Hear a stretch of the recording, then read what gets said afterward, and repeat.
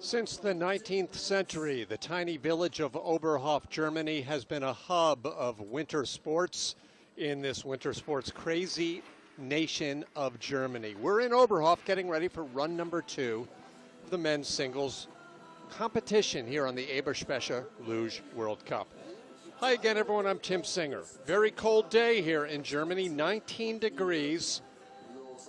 The ice temperature at about 17. There's a great view of the Panorama Hotel in the background of this historic artificial track.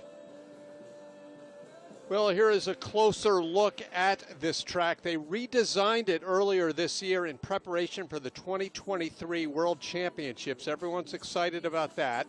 The track record you see, 42.673, was set a little earlier today in run number 1. And right now I bring in Team USA's Emily Sweeney to tell us a little bit more about run number 1. Langenhahn was in third.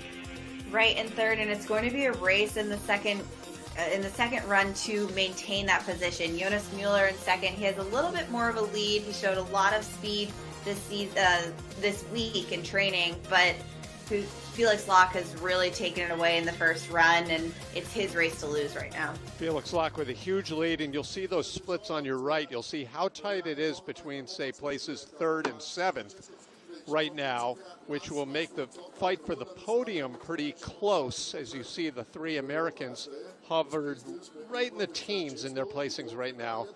But as Emily mentioned, Felix Locke's lead is incredible as the German 2-time Olympic gold medal winner looks to win for the 8th time in 9 starts this season. Really a dominating effort, the likes of which we've seen very rarely over the years in World Cup Luge. So sit back, get ready for run number 2. It's a 2-heat combined time competition. Everyone finished successfully in the first heat. So we have, again, a 32 sled field, 32 athletes, and the first of those athletes is Italy's Alex Gufla.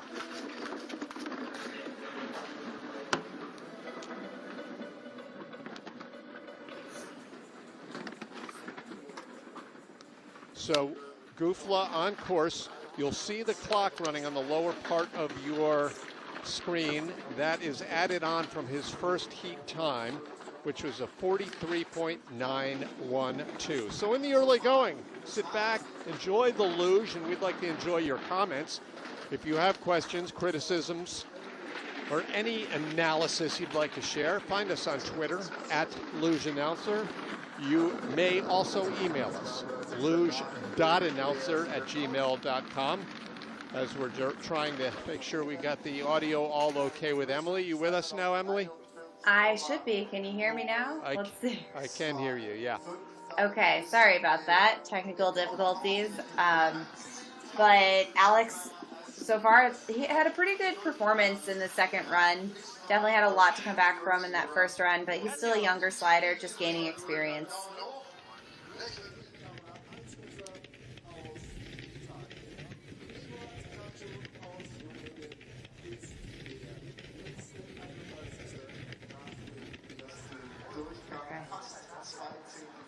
Okay, Gufla done, and we move along. The Romanians are here, of course, and we've got 2 in a row coming, starting with young Edward Crecian.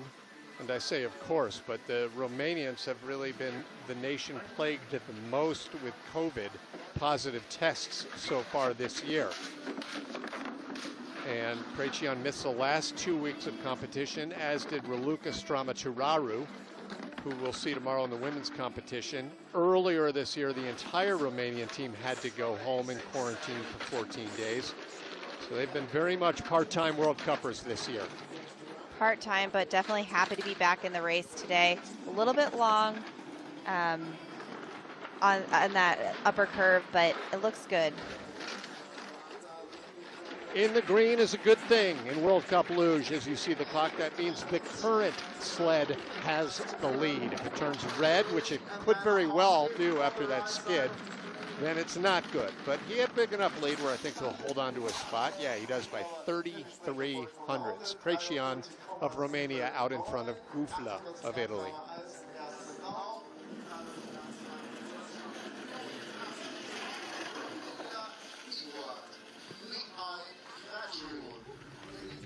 Tricky parts from top to bottom on this track. I guess the hub, the crux of this track, is down below 13, 14, but you can make mistakes anywhere, right? You really can, and especially that 9, 10, 11 transition is a huge key to this track, and it's very easy to get behind, which we saw right there. Valentin Cretu, 31 years old, from Romania. Two-time Olympian. His best Olympic finish was a 29th place at the Sochi Games. The Olympics, unlike World Cup and World Championships, are 4 heats. And is that added pressure or added time to make things up in your mind, Emily? It really depends on the athlete. I tend to thrive in one-run races, but in the 4-run races, you can treat it as 2 separate races in the day, but if you're going into that second day, when you have a lot of time in the bank, you know that you have a lot of room to work with, so it completely just depends on the situation, and every athlete has a different preference. Valley with a big advantage here and a nice exit of 14. He heads to the finish Kreisel with a little tap as he will cross into the lead. 43.646 for the run, 127.264 the 2 heat combined time. Emily, playing off of that for a moment, we talk quite a bit about thinking about it when you have a good run and you're in the potential podium hunt and you think about it for an hour between runs 1 and 2. How about in the Olympics when you have overnight to think about it? It's the only race of the 4 years where it's held over 2 days. It is, and that I think is the more of the weight in that situation, right? It is such a unique situation that we never come upon except for the Olympics. And to have, everyone's dream is an Olympic medal, right? Anyone who's on the track right now, they have been dreaming about an Olympic medal for their country. So to be in that position, I don't know how they sleep at night. You'll have to ask Aaron Hamlin or any of the athletes that have been in that situation. There's a lot of pressure. Here's Anton Dukach from Ukraine. 29th place after run number 1. Well, you have had a world championship medal, so that's the next best thing to an Olympic medal. Hey, here's a thought. I've been known to advocate a thing or two behind the microphone over the years, but how about some year doing the world championships 4 runs and doing it now this is going to be strange. Okay. 1 discipline a day, all 4 runs. Is that too much to ask an athlete? Oh, 4 runs in 1 day. So you run the women's, say, on Saturday, all 4 runs. 2 in the morning, have lunch, 2 in the afternoon. I'm starting to feel old. That sounds like a lot in 1 day. I can imagine the Masters or the U.S. Open golf tournament. They play 72 holes? I don't think so. Right. But hey, why not? I think it's always good to switch things up, and an opportunity for more sliding is always a great thing. It's like it's a triathlon, starts at 6 a.m. and then the winners come across the finish at 2:30 in the afternoon. That's a pretty long day. That it definitely is, but that's part of what I love about Luge, is that all of our training is about being explosive. Especially if you watch the starts of these athletes, you need those quick, fast twitch muscles to be firing, and then you have the quick change of relaxing and trying to be as fluid and relaxed as possible going down the track. It's been a breakout season for this young man from Sweden, Svante Koala, who has been for the first time this year on the World Cup full season, not just part-time, and he's made the best of it because he has qualified for the World Cup race out of Friday's Nations Cup every week, which has been exciting to see for a nation that hasn't made a big mark in this sport. It's definitely exciting to see, and it's such a testament of hard work pays off. I think I was speaking with Svante earlier this season, and he said that this is the first year that he stopped having a summertime job and he really dedicated himself to training, and the fact that he's made it into every World Cup so far, and he's having some good runs so far. He's having a great line through that tricky 9, 10, 11 transition, setting him up well into 13. 200ths of a second up at the second to last split, and really clean driving lines down here at the bottom. As he moves into the green, loses it again by 0.003 of a second, but pretty looking run. It was a very nice looking run, and he can be proud of that. I think that just shows he didn't hold it as much as he could have in Kreisel. We talked a lot about the pressures of Kreisel in the first run, and there's so much pressure there. If you can get under it, you can spread it through the Kreisel and really get a push coming out, and he didn't do as good of a job as Anton Dukach did. That's a very Felix Locke, Seaman Pavlichenko type form in that straightaway between 13 and 14. It's great to see. Race director Thomas Zimmermann, who's put on a good show this week through training. Everything's been pretty smooth. The worst that's happened is a couple of coaches have been hollered at for being in a place they're not supposed to be. Obviously, things are very closely regulated during the pandemic. Now Josef Ninnis. And Luge athletes come and go, and Ninnis sticks around. He's been on the World Cup since 2003. I'm not even sure you knew what Luge was back in 2003, Emily. I did. I was involved. I was a tiny little athlete here in Lake Placid. But Josef is he's a staple on tour. A little bit of a tap there. I would have expected to see a little bit of a cleaner line from such a veteran as Josef, but what can I say? No one can say enough good things about Josef. He's an awesome athlete to have on tour. And really clean driver down at the bottom usually. He gives up some time at the start, and that's an understatement, but he makes it up down below, as evidenced by this run. Fantastic. Oh, a little bit more of a wave through Kreisel than I would like to see, though. I think he gave up a bit of time there. Ninnis across and through with a time of 126.893, speed of just under 75 miles per hour, tying for the fastest speed in the early going here, and a pretty substantial lead in the early going.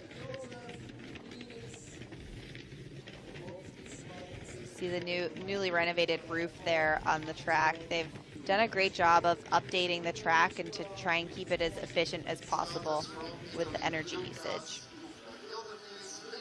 Well, something you don't see often in Luge, we saw earlier today, the largest margin between two athletes in this race is the margin between first place and second place.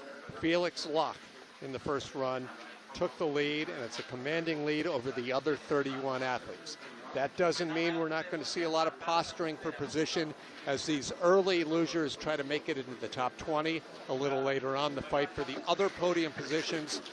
And we'll see what Felix can do as the last to go. Here's Lucas Gufla, 21-year-old, second of the Italians in today's competition. His brother went first here in run 2. Right, and like you said, the times are so close. He had 5 thousandths to start with, but he really opened that up with his start. The Italian team has invested a lot in their start coaching over the past few years, and you've seen huge gains across the board, men, women, and doubles. They've really shown their strength. Part of that is, as we've mentioned several times this season, that the great German Tatjana Höfner from here in Thuringia, she is now coaching the Italian team, in particular on start technique, and it has really paid off. Right, it started the last 2 years with Mandy. They had a coach who's now with the Austrian team. So there's a lot of shuffling of coaches going on behind the scenes, but I think starting with that and then transitioning to Tatjana Höfner as well, you see here how strong the paddles are. They're really showing up where they need to on their starts.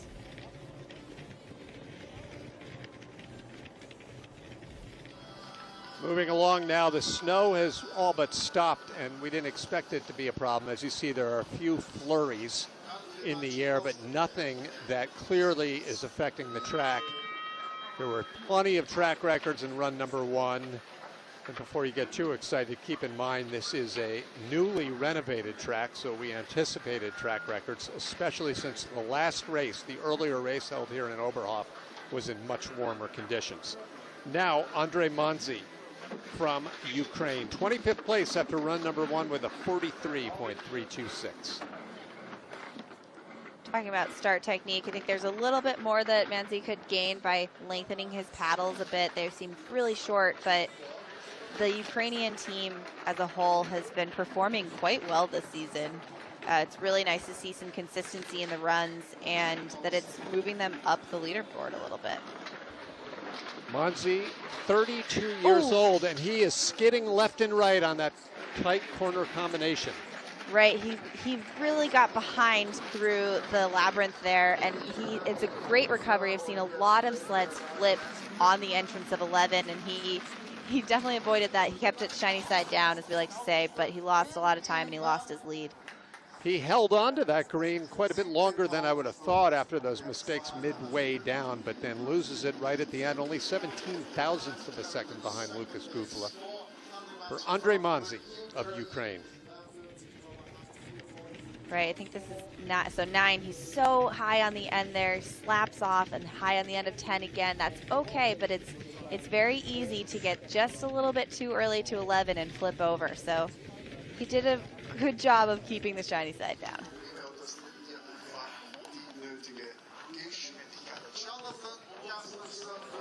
Here in Oberhof, Germany, run number 2 continues. And 3 United States athletes have qualified for the World Cup national team this year, including this man, Johnny Gustafson, 23 years old. He's from the town of Messina, New York, up on the St. Lawrence River, right across the river from the Canadian border. Gustafson very fast in this part of the course, the start. 3 confident paddles. How was that settle? It was very smooth. It was a great start. Johnny, in his first run, he didn't have the smoothest kind of top curves starting right here, so there was a little bit of skidding. He cleaned it up very well in the second run. In run number 1, Germany's 2-time Olympic champion Felix Locke set records both at the start and at the finish of this track. Right, a little bit low for a setup into the labyrinth, and then very long on 11, but he's holding it together, but he's a bit behind. Gustafson in 24th place after the first heat. Peaks up out of curve 13, then settles that head back down. The Finnish Kreisel across in the lead, 14 hundredths ahead of the Italian. USA, Italy, and Ukraine, the standings in the early going. What does... He had a strong start, and then a little bit behind through the middle, and then he finished strong as well. So well done, Johnny. And as a close observer and even a mentor of sorts, what is Johnny's biggest challenge still? What does he have to work on? I think Johnny's biggest challenge is just enjoying the process of gaining that experience. Of course, when you come onto the World Cup stage, you want to be the best right away, and he has so many great things going for him. It's just about taking that time and finding out how to set up your sled in the best way possible and just to get better results. But he's in a good spot. Tucker West of the USA is a 3-time World Cup winner, originally from Ridgefield, Connecticut, where his family built a very small luge track in the backyard. That's how he fell in love with the sport and got good enough to win World Cup races as a teenager. Right, it's a different story. I mean, Tucker has one of the most unique stories of getting involved with the sport, and also the way that he had success so early on is unheard of in our sport. So still a great starter, and he's just trying to, once again, dial in that sled equipment and find the speed on the track.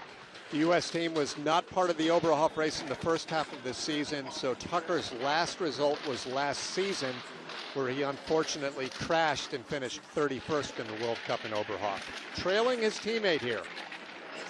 Right, he had a cleaner midsection than Johnny, and it really is going to come down to Kreisel here. This is the Finnish Kreisel, and he is 6 hundredths of a second behind Johnny Gustafson. Mixed emotions for that American as Tucker West crosses in second place. Right, it's always, I mean, we compete as individuals, but we train as a team, so you always want to see your teammates do well as well. as you nailed it on the head, mixed emotions. Right here, setting himself up for the labyrinth. It's a little early, a little bit. The sled sounded a little loud coming through here, which sometimes means it's cutting ice, but Tucker's lines were very on point. He's peaking up a little bit more than I would like to see, and a little bit more than what we expect when we see Tucker sled. Mateusz Sokovic from Poland. Poland not too deep in all three disciplines, with one or two racers you'll see. I think just one in each of the singles. But it was an exciting moment here just over a month ago, the first Oberhof World Cup race, where Poland made it onto the podium in the team relay event. That was one of the highlights of the season. I think it will definitely be a highlight of the season. And for a lot of people, it's great to cheer on a smaller nation. A little bit of a tap there. It's going to scrub some speed, but we've seen him gain a lot of speed, even with mistakes.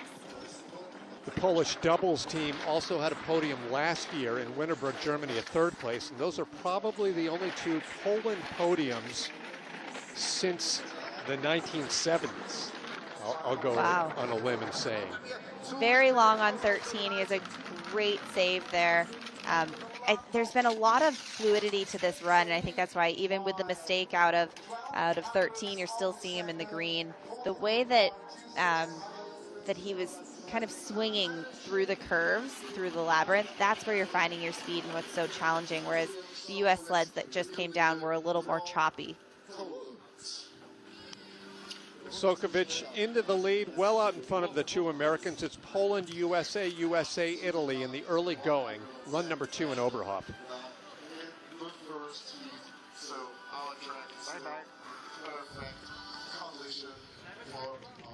Here's off of 13. He came down a little early and back up on the end. It's a very common issue to have here, but see how he just pushes right back into that left shoulder, and it's a smooth save coming into Kreisel. Canadian Reed Watts throws down the shield, gets ready to grab the handles. Once the light turns green, he has 30 seconds to start. Reed Watts, a surprise entry for Canada at the Olympics in 2018 with a very respectable result of 12th place.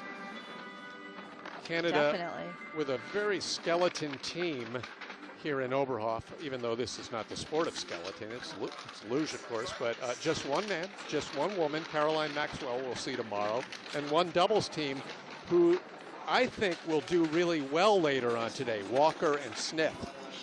They've shown a lot of potential. I mean, like you said, it's such a small team. The Canadian program kind of goes through these ebbs and flows, but their coaches in the past have really kind of thinned out their pool of athletes. So Reed doesn't have someone else to learn from on tour from his start, but the extra training that the Canadians chose to come here early for this week it's showing that he learned on his own quite well. Reed Watts with the lead, the young athlete from Whistler. And you mentioned the coaching staff. I spoke with Wolfgang Stauniga, the head coach of Canada, who said the goals here are very simple. 2026. So you got to be patient when you have that attitude, right? Definitely. I mean, that is of the long haul in our sport. You're even looking beyond the next Olympics and going for a whole nother quad. So they're building. That takes time. Our sport takes time, but they've shown in the past that they know how to do that with their team medal and individual medals from Alex Goff. A bit of a surprise seeing this man, Sebastian Bly, back in 20th place on his home track after run number 1. He's more than a half second behind his leading teammate, Felix Locke. This is Bly's first race back, as coach Norbert Locke had kept him off of the World Cup squad the last 3 races. In his stead, Chris Eisler did pretty well. Right, and there is a challenge to that. When you're not, once you get into the rhythm of the World Cup, everything kind of clicks together, but when you're off and then you're back on, that is a challenge to overcome. And I think we saw the nerves in the first run, and he's putting together a beautiful second run. Clean into the Kreisel. Will he be clean out? He is. How about that? 43.034 as a comparison. That is actually about 0.2 of a second better than his first run. So 43.034. Would have only had him a couple of places higher, however. Maybe 16th. That would have put him in 10th place. Oh, actually, 10th. after Yeah, the yeah. first Okay. run. There you go.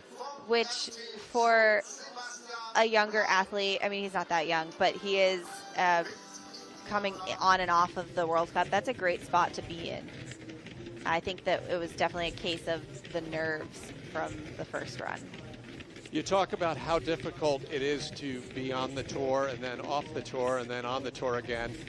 Emily, that's kind of a self-analysis because I'm not projecting at all. No.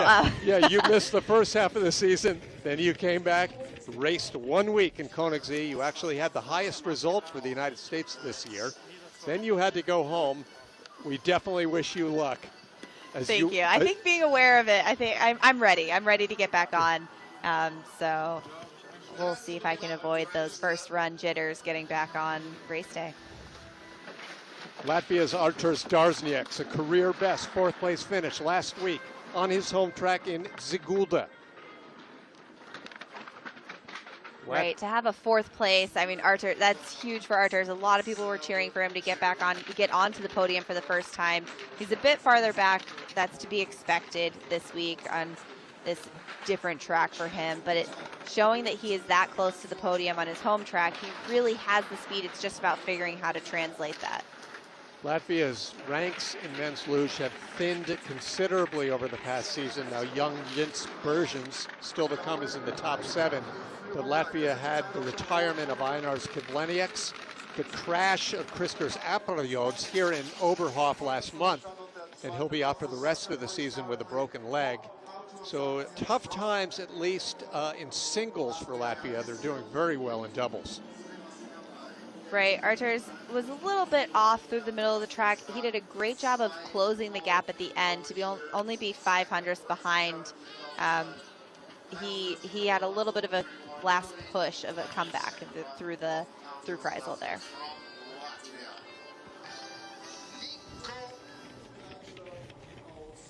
The Latvians typically have a pretty strong start. Sport in their country is truly a part of the culture. So for such a smaller nation, the fact that they are so competitive across all of the winter sliding sports really shows that they have all their programming down and gets them off to a good start. Medals in the sliding sports, at least in every 21st century Olympics, so that's great to see. Here's Chris Masder, the third of 3 from the USA. Masder, the elder statesman of this American program, 32 years old, got married last summer and is expecting his first child later on in 2021. Congratulations to Chris, the Olympic silver medalist on course. Right, Chris has had surgeries after the last 2 seasons, and he's someone that loves a challenge. He said it's fantastic having surgeries after the season. He feels stronger than ever. So really just showing how much grit he has through all of the things he's been through. It's awesome to see him back on course. Not just loves a challenge, Emily. He's someone who can't sit still. Right, he seeks the challenges, which is part of why he will also be back competing in doubles later on today. Clean exit of 14, but in the red the entire way. Chris Masder, 18th place after run number 1, puts himself in jeopardy of not being in the top 20 at the end of the day as he falls back a couple of spots. That's very disappointing. I mean, that was a great performance from him. He had the lines. There's something missing.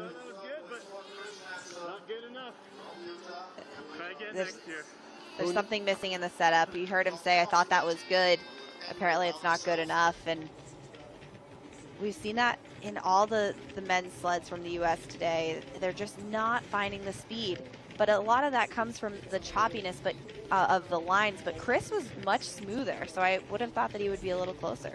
Well, you had mentioned during run number 1 that not all of the USA coaches are here, but their sled technician actually is. Yes, can't win them all. But he said not this year, which is huge. I mean, that's what we were talking about with some of the older Austrians that we were speaking about in run number 1. Chris is a more experienced, older athlete, so he is truly looking at luge in quads, and he's looking to peak next year for the Olympics. By contrast, this man, Nico Gleicher, is young enough where he might be feeling the urgency of making his mark every week, especially when you consider last year he didn't make the World Cup team. He traveled with them, trained, helped out, but this has been his first full season as a World Cup athlete, and he's done quite well. He has, and there's so much depth in the Austrian men's program. I understand the sense of urgency, but he was off to a big mistake at the start. Did you see how his sled moved so much on the settle? That's right. So he was 600 slower than his first start time. So it's really an uphill battle for Nico in this run. Unfortunate, because he was the fastest in training all week, including among the seeded group, faster than even Felix Locke yesterday, as Gleicher crosses back in 3rd place, ahead of Mazder, but behind Darznieks, as that man, Sebastian Blei, continues to lead for Germany. Sebastian had a great run, so it's nice to see that be rewarded in times here, but these were, I mean, Nico gave that away. That was just mistake after mistake. Unfortunate for a man who's earned his first World Cup podium earlier this year, a 2nd place on the track in Winterberg. Right, coming back up on the end there, and there was just a lot of sloppy transitions, and then again another mistake out of 13.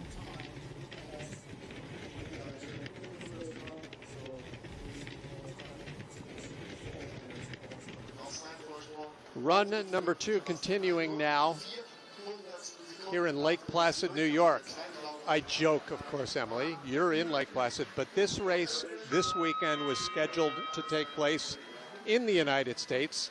Of course, all North American events, including the World Championship in Whistler, were canceled due to the pandemic. People are just happy they're able to stage this race. So we can complain all we want about the German home cooking and their dominance, but it's either that or no World Cup this year, right? Right, someone who, well, apparently that was the decision made. Someone who is probably happy to be here instead of Lake Placid is Kevin Fischnaller, who's on track. Kevin does not love sliding in Lake Placid, so I'm sure he's happy to have this World Cup in Oberhof, and he's having a good run so far. He's having much more fluid-looking lines, which is what we expect to see from Kevin. He's one of my favorite athletes to watch on the sled. 11th place finisher at the opening World Cup in Oberhof, held in mid-December. He has the lead, so Sebastian Blei's run up the leaderboard has ended. And Kevin Fischnaller, let's check out those splits. He could move himself up a few spots as well. He is only 0.02 of a second behind his teammate Ager, who's on deck. Competitor, not team, but it is close, and so we'll see if he can move up. Kevin did a great job on this run. Very high through there. Is a little bit of a rough transition into 10, but a beautiful rest of the track.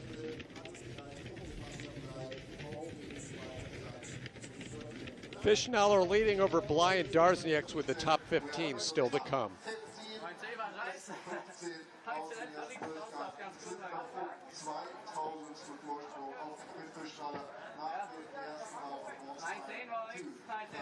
He's saying 9:10, 9:10, and that was that one transition where it's a little rough coming over, but he really did a good job of fixing it into 11, which is so imperative on these tight transitions.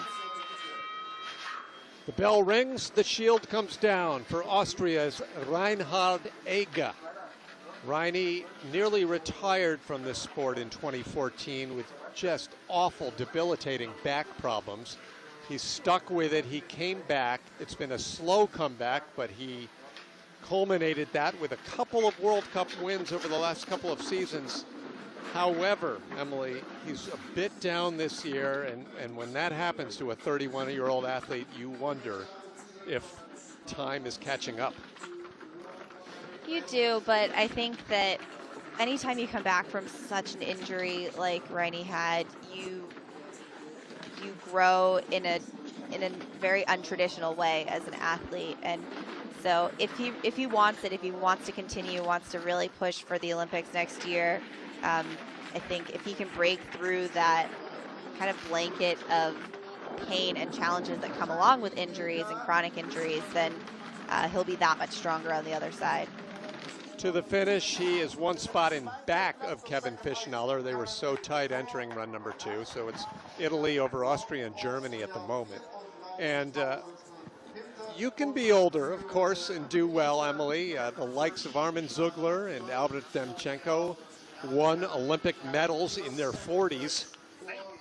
So, right. I think a lot of people ask, hey, how old do you continue competing in luge? And I always use that fact to say in Sochi there were 2 40-year-olds on the podium at the Olympics. So that's insane. You don't hear that in a lot of sports, but because our sport is so technical, there's so much finesse to our driving, it truly is an experience-based sport, and the more you do it, the better you are.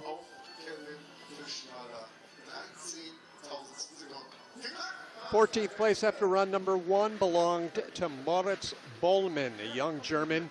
In fact, 4 of the 5 members of the German team based themselves here in Thuringia, the state in the center of the country. Only Felix Lach represents Bavaria. So Bollmann on course now. And Emily, just playing off one more second on that age question, I wonder if some of that has to do with how young one started. You know, you could hit 30 and have only been luging for 12 years, or you may have been luging for 25 years. Right. No, that's a great point. Typically, I mean, we say the younger you start, the better. And I think that's why a lot of European athletes start well before they're at 10 years old. And in the United States, I think we recruit now from the ages of 9 to 12, and you really need to get experience on the sled. One, when you're young and fearless, because the older you get, typically the more fears you gain. But so true. Also just all of that timing and everything, you need to train your reactions, because by the time you're thinking, you're almost too late in our sport. So you really need to train your reactions. 74.8 miles per hour, a 3rd place time. The times are very tight. In fact, 1/10 of a second separating 1 through 5 at the moment. Yeah, I can think when I was a kid, no problem. Flips off the diving board, slip and slide, didn't matter. I was game to do it. And as you get older, you get a little more fearful. Right, and I mean, I didn't ever have fear in the sport until I crashed very badly.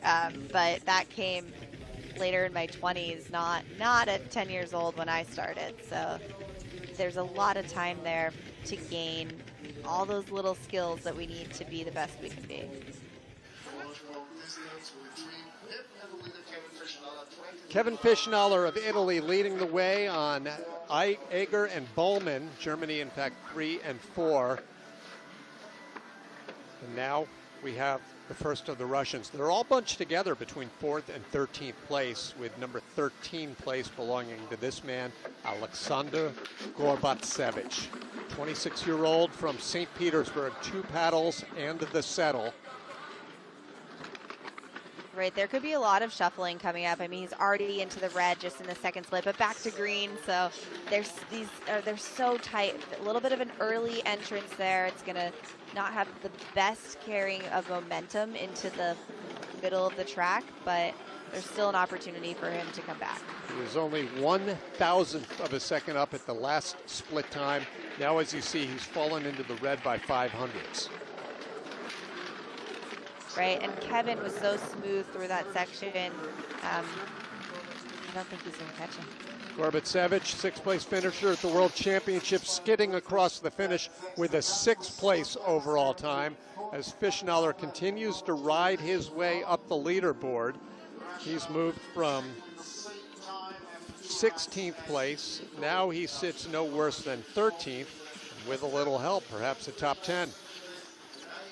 Wow, and that's such a hard hit that Gorbachev just had out of Kreisel. There's so much pressure that just adds insult to injury after moving back, falling back 6 spots. Here off of 13th. He has that long cross a little bit more direction than I would like to see, but here you saw the sled started to go away from the curve. That's not what you want going into Kreisel, which is what gave so much pressure on the end and that hard hit. My shoulders hurt just watching that.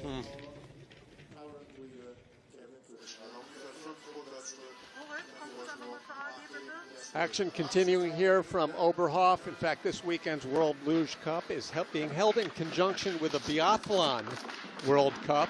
And if you come from North America, it's tough to explain how big the sport of biathlon is in Germany. It is bigger than luge.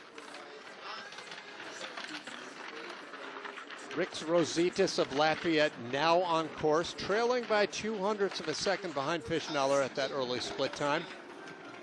Right, you're right on with that. It is huge. Biathlon is huge in Oberhof, so to have both World Cups going on at the same time, if you had spectators, this would never happen because there aren't enough hotel rooms to occupy or to house all of the spectators that show up for both of their World Cups. So it's an interesting turn of events during the pandemic to be able to have two World Cups in the same weekend in Oberhof. Well, to your point, this is going to be interesting because 2 years from now, when the World Championships in the sport of luge will be held on this track in Oberhof, that same week, the World Championships in biathlon are taking place here in Oberhof. Oh, goodness. So make your hotel reservations now. Or bring a tent. Wow. I didn't realize that. That's going to be quite the logistical nightmare. Yeah. I mean, this is a town of 1,200. So we talk a lot about Lake Placid hosting 2 Olympics, a small village of 3,000. These aren't the Olympics, mind you, but 2 major world championships, same weekend, same small area. That'll be interesting. There is a big city not far away, the city of Zuul, maybe a 25, 30-minute drive away. Now right, Pavel. Sorry. Yeah, no problem. This is Pavel Repelov, 11th place after run number 1. Good showing in the first heat here from the youth Olympic medalists as Repelov finished with the silver in St. Moritz last year at the Youth Olympic Games. The gold medal winner, Jens Bergens of Latvia, still to come in 7th place. We've seen a lot of speed, but there were a lot of mistakes in Pavel's first run. There's so much more opportunity for him to move up the ladder here, but he needs to perform in order to make that happen. Kevin Fischnaller really threw down in that run. Pavel made his World Cup debut 2 weeks ago in Bavaria with an 11th place finish. Many of the junior athletes this year are competing here on the senior tour for one simple reason, and that's because there is no junior World Cup as a result of the pandemic. Right, look, some strong cross coming off of 13. He has a great save there, but I don't think it's going to be enough to move into the lead. It's not. Fischnaller has now moved up 5 positions, is 1 spot away from the top 10 as Pavel Repelov drops back 8 spots. That's part of youth and learning, right? Absolutely, but that doesn't make it any easier when you're in that position. That's crushing to move back that many spots. He was long off of 13 here. He had a pretty good save though. Look, he gets a blind save, so he's really barely peaking going into Kreisel there. And he did a good job of keeping it low and level going around Kreisel, but he had already lost too much time. The top 10 now getting ready to go here in Oberhof, Germany. 27-year-old Kevin Fischnaller from Miranson, Italy, has the lead, while 27-year-old Dominic Fischnaller from Miranson, Italy, is getting ready at the top. Fischnaller ranked number 3 in this year's World Cup standings. In fact, he will celebrate his 28th birthday between the final 2 weekends of the season. Right, this Groundhog is a battle Day, between the right? cousins right now. Groundhog Day. Oh, I didn't know that. February 2nd, I believe. Oh, February 20th. Oh, it's February 20th. Yeah, I get that reverse thing. Sorry, my error. Where the day comes before the month. Should have just kept my mouth shut, right? No problem. But Dominic here is having a pretty good run. This is where he had his issues in the first run. It's much cleaner. and a much better setup going into 12. So he's really throwing down in the lines. Usually see a top 5 performance by this veteran athlete, one of the most consistent, probably the most consistent performer on tour. Not always on top of the leaderboard, but always in the discussion. 6-time World Cup winner Dominic Fischnaller into the lead with 9 remaining. And Emily, I'm glad you know when his birthday is. That's important. That's the most important thing here. He's the only athlete that I could have corrected you on, so I'm sorry on that. But no problem. But yes, Dominic. I mean, that was a really good performance, strong performance coming back after the first run. It's not where he would like to be in this World Cup. Like you said, he's 3rd overall, so to be back in 10th place is not ideal for the overall. But I'm glad that he could have a solid performance. Are done. Pavlichenko up next, Kindle to follow. Between the 3 of them, they have 25 career World Cup victories, which is only 21 behind Felix Lach alone. So Kevin Fischnaller gives it up to his cousin Dominic. And now to the top we go for the most exciting man in the sport of luge, Zeman Pavlichenko, the 2015 world champion and 2018 World Cup overall winner. And everyone says the most fun to watch. He's definitely a crowd favorite. 4 paddles, so he starts it on edge. He does, and I will say, he finally had a clean run. I mean, it's been multiple World Cups in a row where there have been major mistakes from Pavlichenko, but he still had incredible speed. Today was a different story in the first run. He had a clean first run, but the speed wasn't where I would have thought it would be. So I don't know what to say about him today. Well, we know that this exit coming up in a moment of curve 13-14 is going to be exciting. Look at that. You don't even see his head. Not even a trace of the head. You don't, but he gained a lot of extra track time. So it wasn't the straightest line going through, still faster than Dominic. He's going to hold on to his lead. But maybe it would have benefited him to take just a little peek coming out of 13. It wouldn't have been as fun for us, though. No, you're right. It's not as impressive to watch. The 29-year-old from the city of Bratsk. Yeah, look at that. It almost, did those left runners come up off the ice? Yes, he was definitely airborne there. That was, looks like 9-10, which is a challenging transition. So to be able to cut that much ice and make it through, but I think that's probably why he overdid it coming out of 13. When you make a mistake like that, you know you have to push it and make up for something. Russia into the lead with the top 8 to come.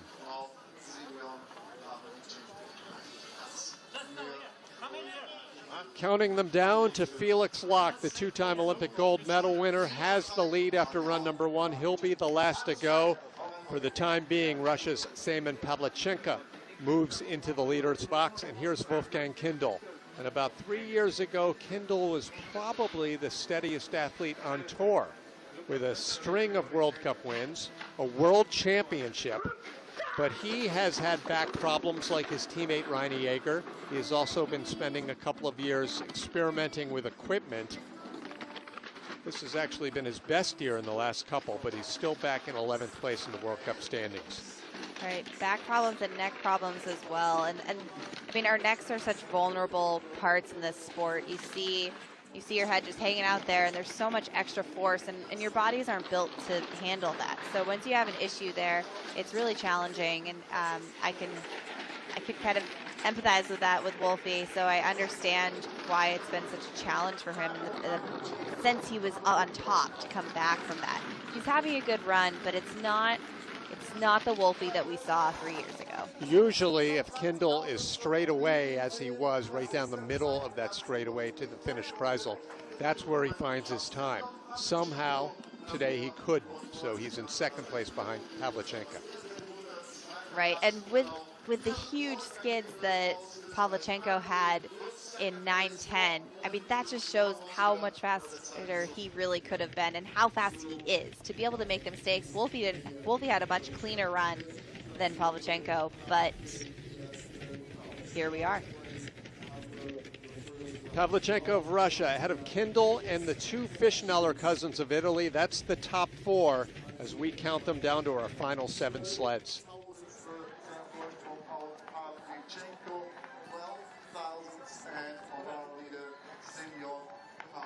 There's leader Semen Pavlichenko, and the action continues here in Oberhof, Germany, against Bergens of Latvia. The Latvians have a great, strong, recent history of strong performances at the Youth Olympics, including this man's gold medal last year in St. Moritz, Switzerland. His teammate Christers Aperiods captured gold at the 2016 Youth Olympic Games in Lillehammer.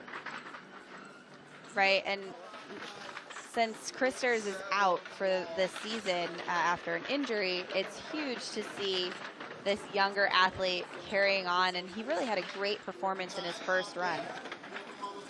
A pair of 14th place finishes, including on his home track in Latvia, are his career best in his first full season. That was a very early entrance onto 11. I think in the former track that would have been a crash, so he's lucky with the new improvements that they've made this year. He's going to have his best ever finish because he is guaranteed a top 7 as he takes over the lead from the Russian Jins Bergens out in front with 6 remaining. What's the major difference between the old track and the new renovation then? The major difference is they shortened a lot of the curves. So they really got rid of a lot of the excess ice that we had that they had to refrigerate. But then they also opened up some of the transitions just a little bit. So right here, 10, 11, see how early there's a little bump. You saw that the sled jumped up a little bit. In the past, it's also a set of the profiles. The profiles are open up. The Ice Meisters have done a great job of making the track as fast as they can be. That's why we're seeing all these track records. But in the past, I think that would have been a flip very easily. Well, with Felix Locke firmly out in front after run number 1, the race may begin now, and it's a race perhaps for just podium positions. As David Gleicher is next to go for Austria, only 0.05 of a second separate 3rd place from 6th place and David Gleicher. And he knows that at the start. He has his eyes set on the podium. Whenever you're within striking distance, he knows he has to give everything he can in this start and in his lines. The defending Olympic champion had an 8th place result at the first of 2 World Cups held here in Oberhof last month.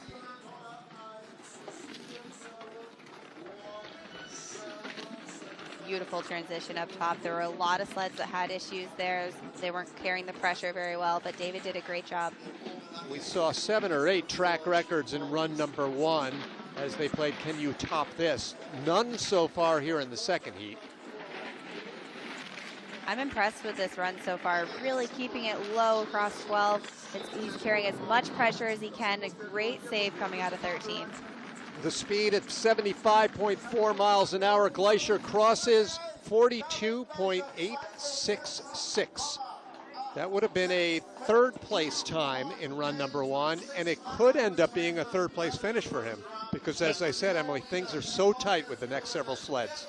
Right, and like you said, I think the track seems to be a little bit slower in this run, so that was a fantastic performance. He really pushed all the pressures that you can push on this track to try and get as much time as possible. He showed up. He wants that podium. You see the difference in the head position here between Latvians and Austrians. You see how much more confident that David seemed.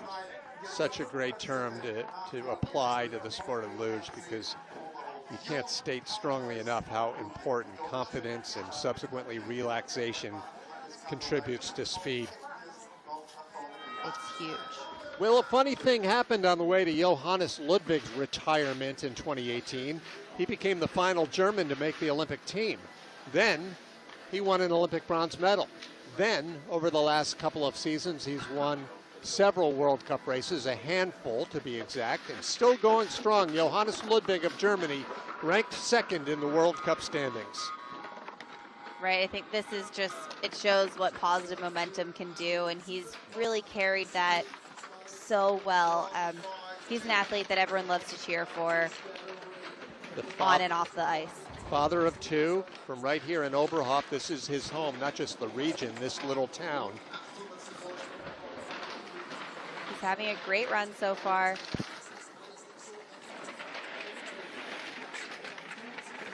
Seven hundredths coming into this middle section, the bottom, lower middle section, and a nice exit.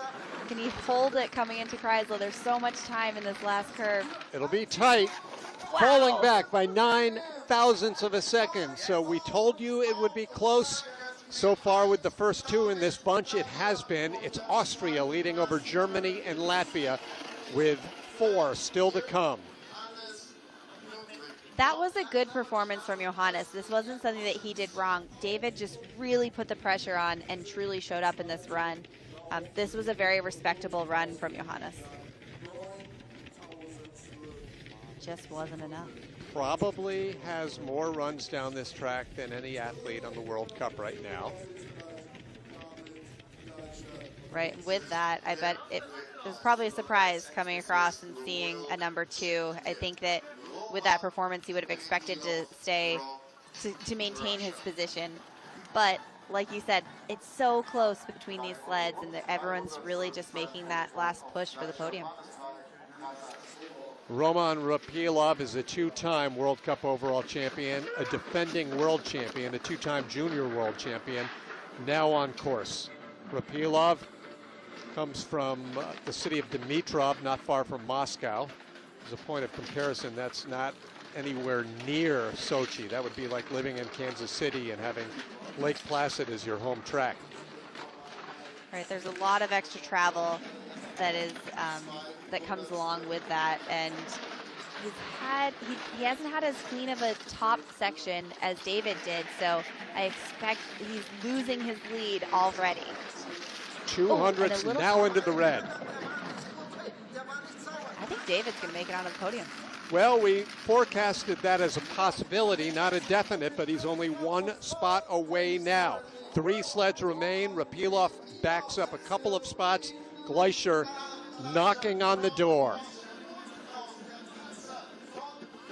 Moving behind Johannes, that means he'll at least get back to the position he was after the first run, which is great for his overall.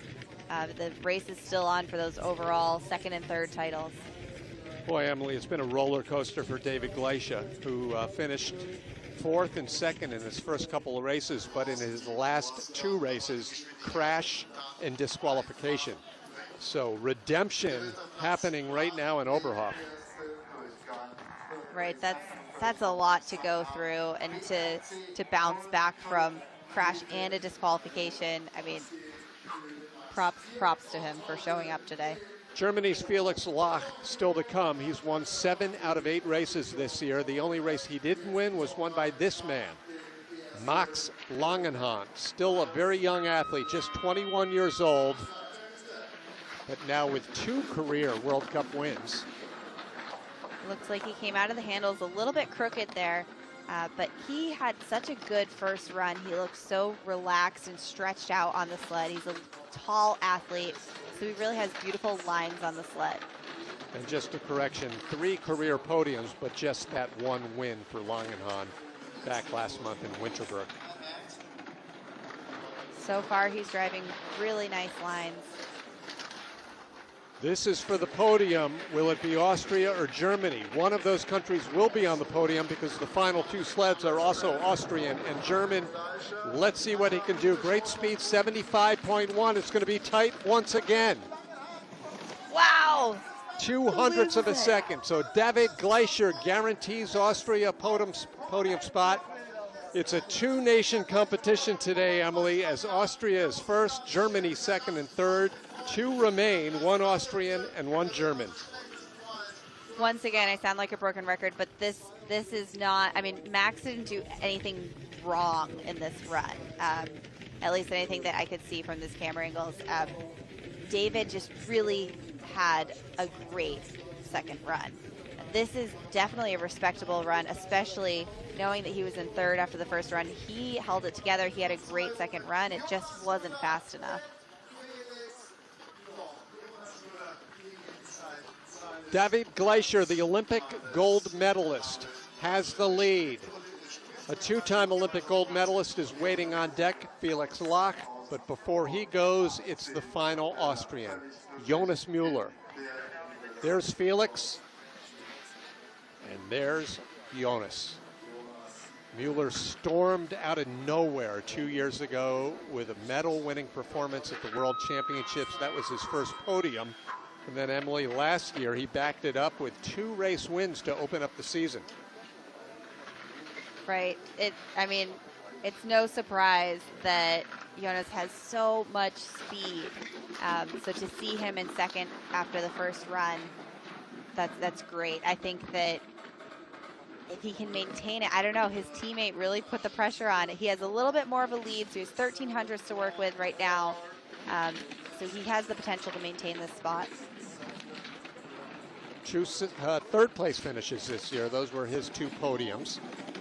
He'll need to stay in the green to better that and end up in second. First or second down below, and he's on the podium.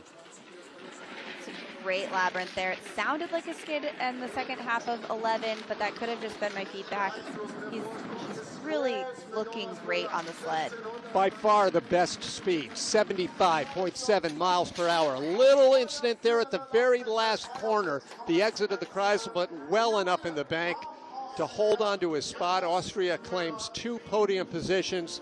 All that remains to be seen is which 2 positions those will be, with 1 remaining. It's great to see another nation really step onto the podium here. I mean, I don't know how many races in Oberhof I've watched and seen Germany, they just sweep. So to have the competition be expanded beyond them is great.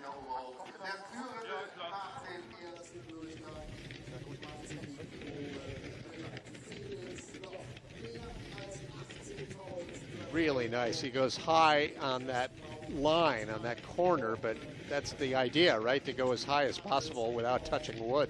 Yeah, it seems much closer now that they've lowered it down, so it's hard to have the reference there, but he's looking nice on the sled, stretched out, and I don't know how much pressure you can put on Felix, but I think he did his best. Felix Lach looking to claim the World Cup overall as early as possible. He's won 7 out of races. To say that this is a comeback year is an understatement. After it all fell apart in the final run at the Olympic Games, the 2-time gold medalist had a couple of down seasons on the World Cup. This year he's won 7 out of 8. Right, and but like we said, you really need to look at this in a quad setting. So that he's dominating this year. I wonder, is it 1 year too early, or is this going to continue into next year? The only question remaining, will he have the fastest time in both runs? Felix Lach does, in fact. 42.707. He wins run 1. He wins run number 2. He wins the overall race. He'll probably win the overall World Cup. He is winning everything this season. Wow. I mean, it's true dominance. That was his father, the German head coach, Norbert Lach, ready at the finish. The only thing he didn't win was the run up the outrun. He stopped well short. And that's challenging to do. I mean, we watched a lot of sleds blow past the finish there. There is one braking curve here on Oberhof, and this is an extended outrun. The outrun used to be shorter, but even with that extension, you have to brake pretty hard. So I wonder what happened. He's going to open up a nearly 300-point lead over everyone else. Wow. With, what do we have? 1, 2, 3 races remaining. That's unheard of in sport. I mean, that's a huge, huge lead. In fact, if I'm doing the math here, if his lead, and we'll see it in a moment, if it's more than 300 over everyone else, doesn't that mean he's won the World Cup title? Yes. We'll see. Well, so it's with the mixed overall results that we have now, there is still another sprint. So for the traditional 2-run World Cup, yes, if he has over 300 points, then he's guaranteed the win. But that's still, I think that it still leaves the door open if you include the Sprint World Cups. Well, and actually, as we check out these standings, a look at all of the top finishers on what was clearly a disappointing day for the North Americans, finishing in 20th, 21st, 23rd, and 24th place. Felix Locke takes victory number 8 out of 9 races this year, and there are only 2 more Classic 2